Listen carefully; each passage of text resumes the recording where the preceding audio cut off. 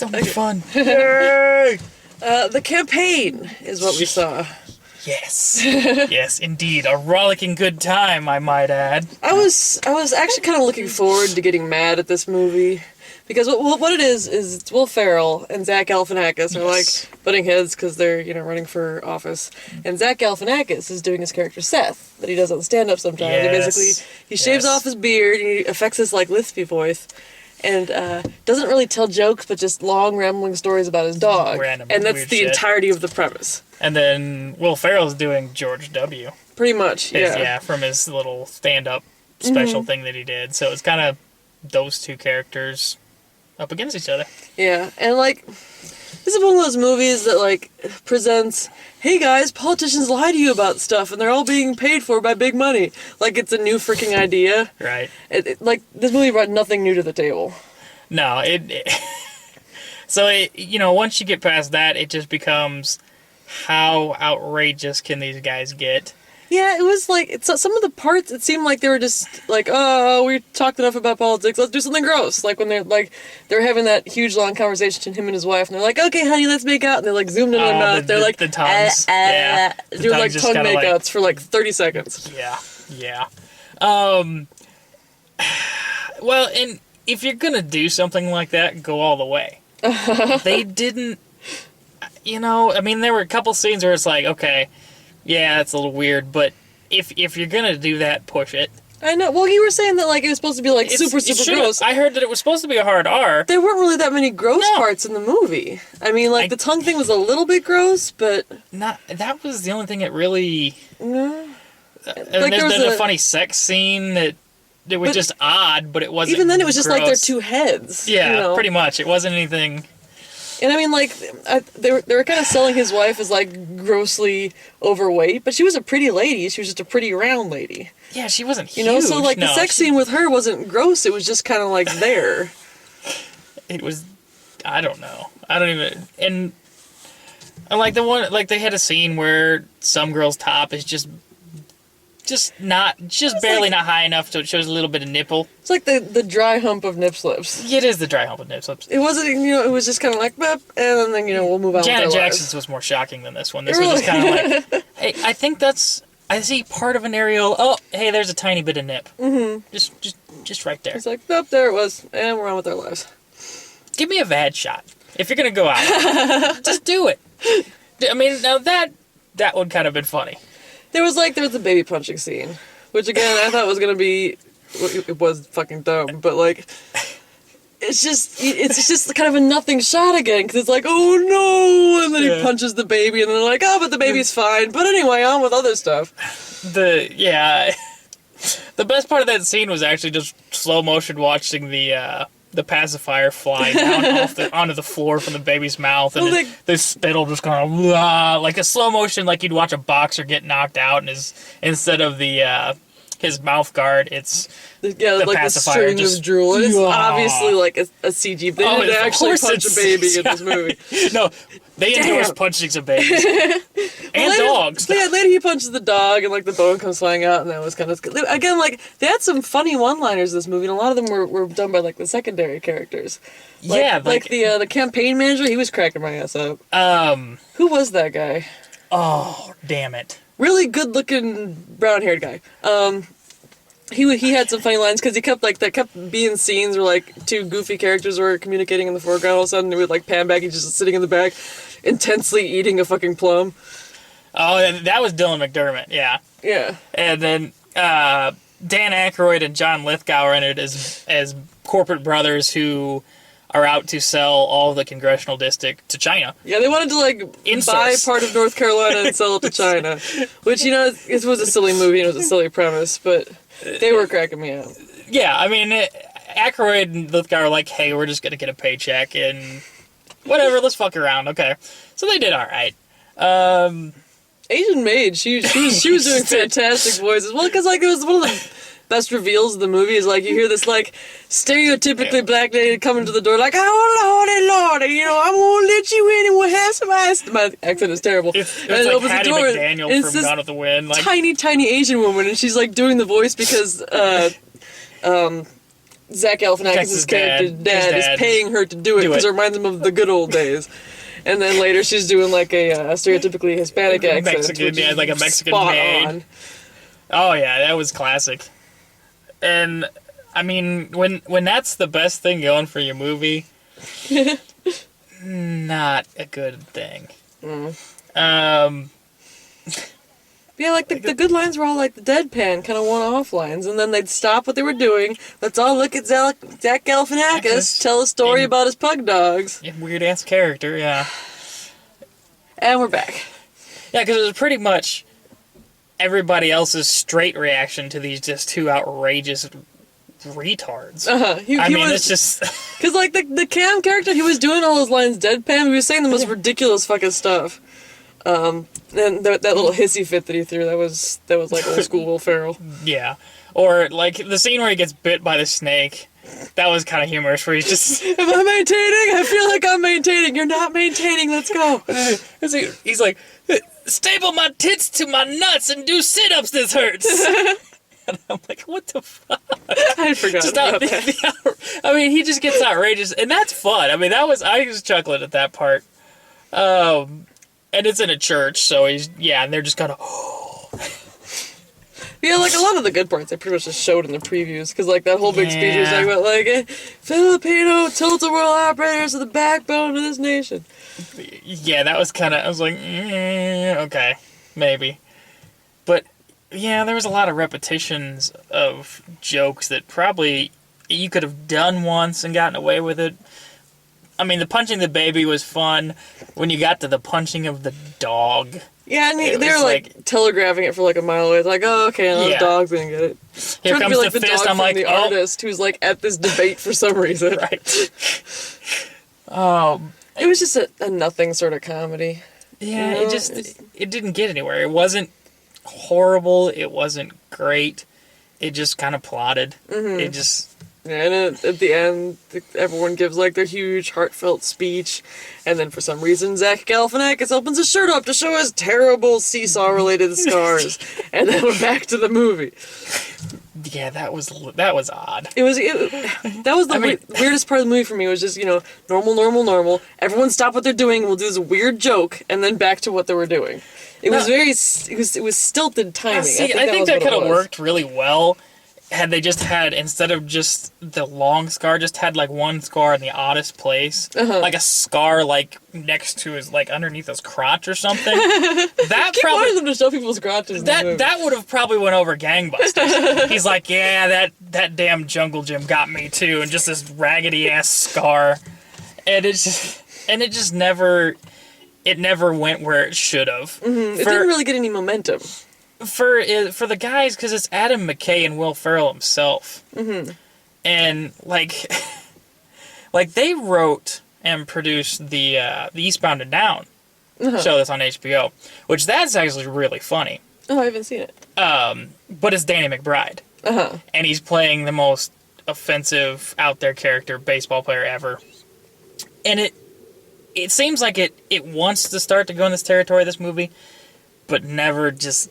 goes all full out. Mm-hmm. It's like, no, let's pull back. We could go there, but no, we're gonna pull it back because we don't think we can. And I'm like, no, go for it, guys. Yeah, I agree. I don't think they really went far enough. Yeah. I mean, you're selling it as a gross out comedy. You're gonna want to actually gross me out at some point. Right. Balls to the wall, just and I mean, with this campaign, their dirty tax, it could have got a whole lot worse than what it was. Yeah, there's one point where he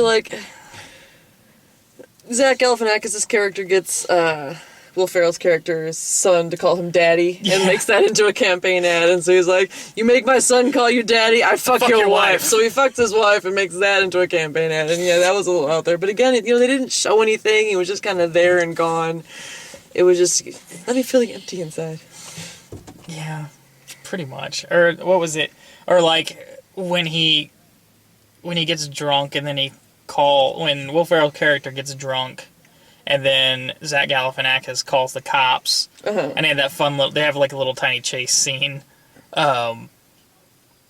where the cop pulls him over and he starts running around the car and eventually gets in the cop car and somehow U-turns into a Yeah, he like cow. turns the car completely around, and then there's just It's suddenly a just cow cow. right behind him. And it manages to smash completely into the police camera. Because I thought that was an interesting shot, the way they were doing that car chase scene from the Yeah. police camera's point of view. But yeah. But, you know, where was the cow, like, exploding or something? I mean, again, the cow just kind of, boop, hey, look, that's obviously a cow hit. Yay. It's alright. Yeah, I guess maybe like when they're showing it on TV, maybe watch it. Because it does have some funny one-liners, but it's really not like they'd really take that much out for the TV. You know, they'd take out the nipple, but past that, I mean, the well, cursing. the dialogue, yeah, I guess. But, I mean, yeah, about, other than Yeah, that, don't you can spend really... money to see this movie. I wouldn't. No, not at all. We should Yeah. talk about the previews though, because that one thing with the tiger on the boat. Oh, Life of Pi. Life of Pi, that looked really cute. They had a new trailer for that, and I think I kind of expect them to be like based on a true story. they had seen it. Like, there was a more surreal trailer, I guess. This must have been the second one. It's one of those Ang Lee movies where you're not sure if it's going to be good or going to be just absolute horrible. Well, because like it was all very like rocky, boaty, water pushing up, zebra almost drowning, and everything was like shiny. But I mean, like at the core of it, it looked like an interesting story of just like a kid adrift in the ocean on a lifeboat that also happens to have a tiger on it. Yeah, I mean, that book itself is pretty surreal as far as, you know, taking liberties with, hey, I'm on a boat. Hey, look, there's a tiger. Mm-hmm. Any other time, the tiger would have eaten the kid, but it's It would had have made a very short movie. Um, What was that other movie? The other preview we got that we thought looked good. was it This Is 40? Yes. The semi-sequel to Knocked Up. Knocked Up. Yeah, with Paul Yeah. Rudd and Leslie Mann. This man. Mm-hmm. And then there was also that one with where that guy was in witness protection. With Oh, Hit and Run. yeah, that looked really good. Hit and Run with Dak Shepard and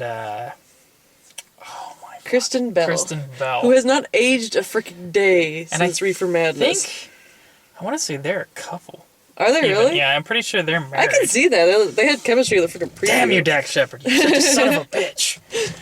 Why you take my Veronica Mars, you bastard? But, and then Bradley Cooper and his fucking dreadlocks. Dude just looks absolutely ridiculous. He opens the door and he just punches him in the face and there's just blood pouring out of his nose. And it's black! They're like, sold. That's the bullshit with the previews anymore. Back in the day, the green screen, it would show red blood. Now any green preview has black blood. Is that why they did it? I thought it was because the colors were kind of peculiar in that preview, so I thought they were kind of going for a thing. No. The blood is red, but in order for them to show it in front and not have it a red band trailer, Oh, that's obnoxious. right? It is. It's really obnoxious. Like, They did that maybe we'll think it's tar. when they did. What was it? Meet the Fockers. When it gets cut, he cuts his finger like they're doing Thanksgiving dinner, and it's squirting everywhere. In the previews, it was black. And then, like, it's actual blood. People, come on. They're gonna know what it is. This is not chocolate syrup coming out. He cut his finger off. It's not fucking chocolate syrup, people. It's fucking blood. Deal with it. Because because teenagers haven't had it's fucking blood. You cut yourself. It's red. We know what it is. Don't insult our intelligence by making it black, because we all know what it was. I don't understand the This is emphasis not- behind that. It's still pouring out of you. Right. If anything, that's creepier. 'Cause it's like, oh God, what was in me? It's like, Jesus Christ, are you made of shit or something? It's like, his nose is bleeding shit. Oh, man. It's delicious ridiculous. chocolate syrup. Ooh, that's quick. Ooh, don't mind if I do. If I would have known, I would have cut you up years ago. Hey, I'm going to get some chocolate. I'll get some milk. I'll be right back. Oh, shit. Yeah. Final thoughts? Well, I went into this movie thinking it was going to be the dumbest piece of shit. Mm-hmm. Discounting Oogie Loves, which I'm sure I'll have to fucking see I was later. supposed to mention that. You guys are going to see Oogie God. Loves, apparently. Damn it! You agreed to do the children's movies with him. I didn't realize that was going to be... I don't know where the fuck that came from. Have you seen because Brad was describing it to me as like Cabbage Patch Kids and Fry Guys. He posted it on my Facebook page going, hey buddy, guess what you and Jake get to see? Motherfuck, where the fuck did this... it's I don't know where the fuck it came from, and they got fucking Christopher Lloyd, and Chaz Palminteri, Tony Braxton, and Jamie Presley. Okay. I'm like, these are not no-name people. Mm-hmm. I mean, granted, their heyday is past, but holy fucking Christ. But they're by no means D-list. I want to find whoever fished this aborted baby out of the dumpster, aborted baby of an idea, out of the fucking dumpster, and destroy them utterly and completely for what they're going to make me do. So it's live action, these creatures? Yes! They're puppets, and it's like Barney, but well, you know, I'm a huge weird proponent of practical effects, so really, you know, we should be getting behind this movie wholeheartedly. They could be CG. I think it actually might be a little bit better. This is the one fucking time I'll say CG might actually be better than practical effects in this time. That is creepy. It's creepy. You know, twice in one fucking trailer when you've got one character's trousers dropping to expose his boxers in a G-rated, I'm just like, oh my god. This is gonna be a time where I'm counting that shit. Okay, here's 1, 2, 3. I'm like, buy a fucking belt. A foam belt, I don't give a fuck because you're foam, whatever the fuck material you're made of. Just buy it, because I don't want to see your boxers anymore. You should count the amount of times the movie makes you go. I don't know if it'll do that. Tally the horrified expressions. It'll be more just like, that'll be happening a lot. I could already tell. But yeah. But no, yeah, this movie is just, having watched this movie, it wasn't nearly as bad as just seeing the preview for that one. Mm-hmm. This movie was so-so. Yeah, it was... It wasn't great. It wasn't horrible. It just kind of... They could have done more. They didn't. I'm mostly just mad that it didn't piss me off more. Because then we have something to talk about. Like, God damn, so fucking pissed. Because I have a specific hatred for that character that Zach Galifianakis does, and that was, you know, so I expected to come out of this movie just fuming, but it was just like... whatever, you know. Because the rest of it was okay. It was just a nothing sort of comedy that they kept pausing to let Zach Galifianakis fuck around. Yeah. It was like, okay. Back to the movie. Oh, yeah. Oh, he's doing something. Yeah, your dogs wear sweaters? Yeah. That's fantastic. Yeah, just, no. This summer, the end of the summer is starting to suck. It's just going to get worse, I can tell, but this is probably the beginning. Yeah. It's all downhill from here. It is all downhill from here. I'm going to be seeing some real serious shit in the next coming weeks. Have fun with that. Oh, yay! It's your fault for being so damn funny when you're mad at stuff. Oh, God damn it. Me and Jake both, apparently. Our pain amuses you. Like, Congratulations. Because when something pisses me off, I just get kind of sad and contemplative, and no one wants to watch that shit. That's true. We get angry and fuming and just start screaming about rape and stuff. Kill something. I'm gonna bring a puppet. I think you just rip it in half or something. Like, hey, look, I found the character. Angry enough to bring props to this movie, right? And maybe 2 flasks. Who knows? But yeah. Adios.